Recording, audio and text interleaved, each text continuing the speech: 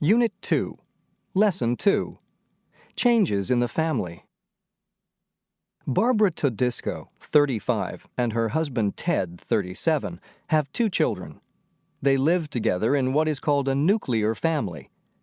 A nuclear family consists of 2 generations, 2 parents and their children. Esme Tangwe, 43, lives with her daughter Maria, 11. They live together in a single-parent family. In the United States, a quarter of American children now grow up in single-parent families. Juan Diego, 45, of Miami, Florida, has 2 children from his first marriage. His second wife, Nancy, has 2 children from her first marriage. Juan and Nancy also have a child together. Juan and Nancy and the 5 children live together in what is now called a blended family. Carl Jacobs, 32, lives with his wife, their 2 children, and his wife's mother and father. They are an extended family. Extended families consist of more than one set of parents and children. The most common type of extended family consists of a married couple and 1 or more of their married children all living together in one household. An extended family might also consist of 2 brothers and their wives and children.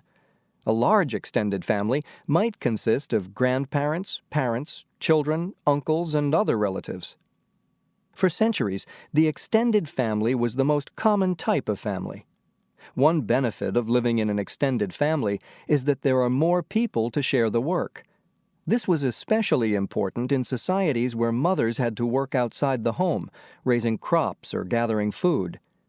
In an extended family, mothers could work outside the home while other family members were able to take care of the children and do other household tasks.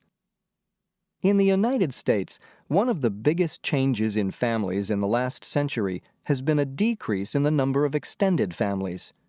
One very important reason for this decrease was industrialization. The growth of industry made it possible for many young people to leave their families and move to the city to work in factories. By the 1920s, a majority of children in the United States were no longer living in extended families. Instead, they were living in families with a father who went to work and a mother who stayed at home. As long as a family could afford to have the mother stay at home, this type of family was able to survive.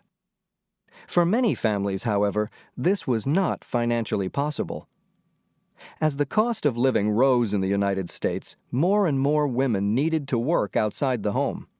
At the same time, an emphasis on equality for men and women opened the door to new job opportunities for women. Before long, single-parent families, blended families, and even extended families were becoming more common. Since 1970, the number of single-parent families in the United States has increased tremendously. Today, there are roughly 90 million single-parent families with children under the age of 18. That is a 200% increase since 1970. Nearly 99% of these single-parent families are headed by women. Many sociologists have studied single-parent families to find out why they are increasing in number. The fact that it's now easier to get a divorce in the United States doesn't fully explain this increase. In many countries, divorce rates stabilized in the 1980s, but the number of single-parent families continued to increase. In order to get a better explanation for the increase in the number of single-parent families, it's also necessary to look at why people aren't remarrying and why there are more births outside of marriage today. These 2 factors are also contributing to the rise in the number of single-parent families.